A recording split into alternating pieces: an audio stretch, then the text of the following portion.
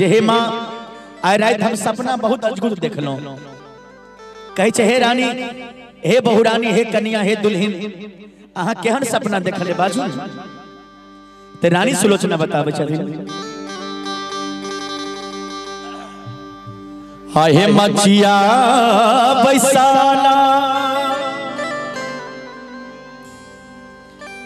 रानी है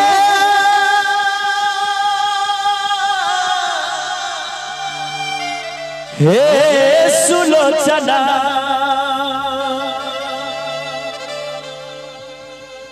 सासू से अरजिया करथी न है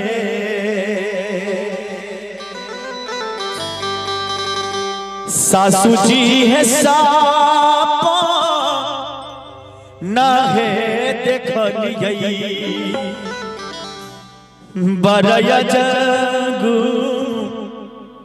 तसे लंका लंका का ढटका मग डोलइए सासू है साप न है देखलियै बरया जगू तसे लंका लंका का ढटका मग डोलइए माँ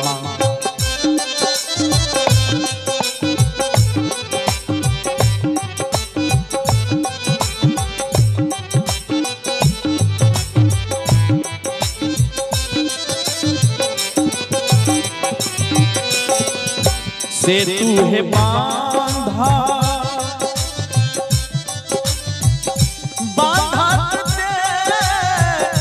खलौ है सासू सैना सब पारा उतर है सासू सैना सब पारा उतर है सासू माँ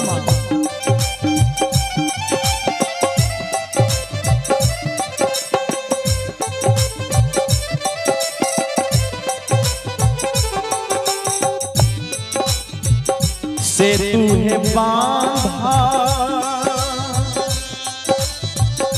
बांधत दे खलौ सासू सैना सब पारा उतरई है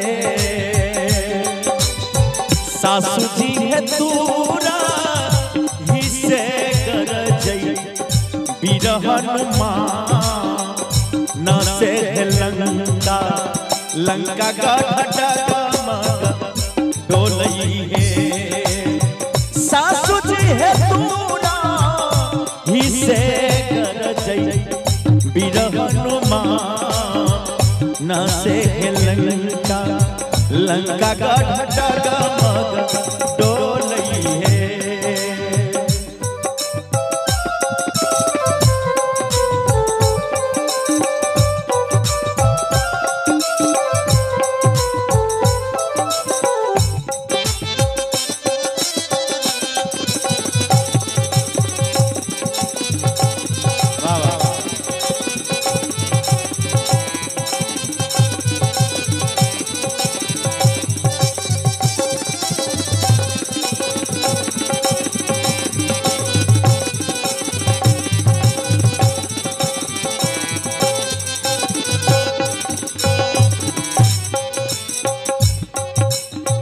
रानी सुलोचना कहे छथिन जे माय आप हमारा सपना के हाल नहीं कहल जाइए कलखिन जे हे कन्या आगे की देखलिए बताइए कलखिन माय हमारा नहीं कहल जाइए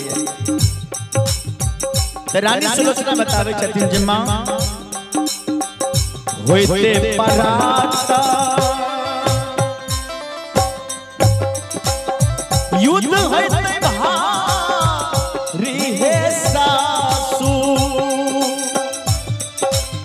स्वामी हमर मारल जैतै पलमुआ पिया हमर मारल जैतै सजनवा राजा हमर मारल जैतै न है।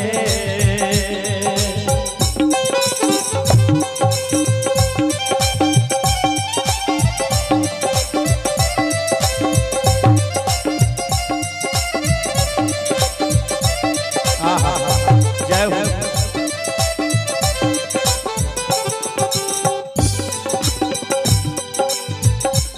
हे सासू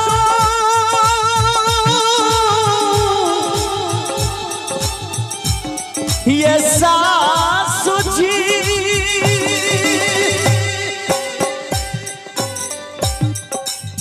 पिया हमर मारल जैतै बलमुआ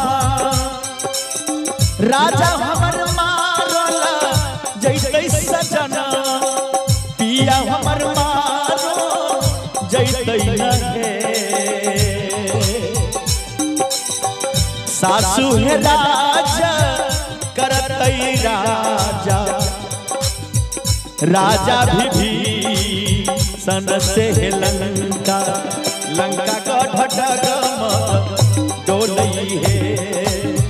सासू है राजा करतै राजा राजा भी सन से लंका लंका का ढटगम डोलई है।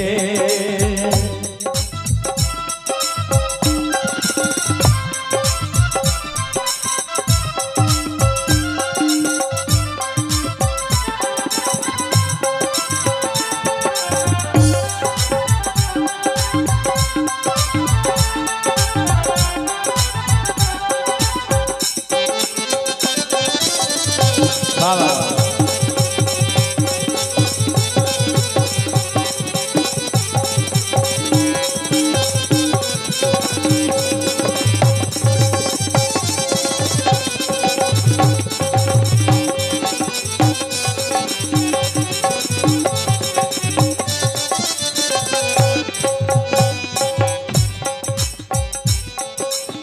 सुंदर सन पुरस्कार आछी महेश गला भंडार रत्ती रही श्रीमान जी की तरफ से शानदार 101 रुपए के पुरस्कार बहुत बहुत साधुवाद। अंत में रानी सुलोचना तुलसीदास सोहर वाला है गाभी के सुनैगे करे हो बाबू सा गाभी के सुनैगे करे न है।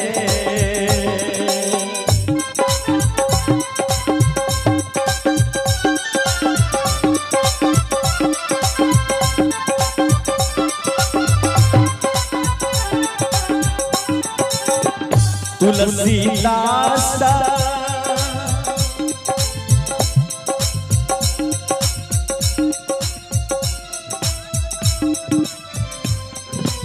एक और पुरस्कार सोनू कंपनी के मां टेंगड़ा ही इनका तरफ से 51 रुपया के पुरस्कार है। बहुत बहुत धन्यवाद।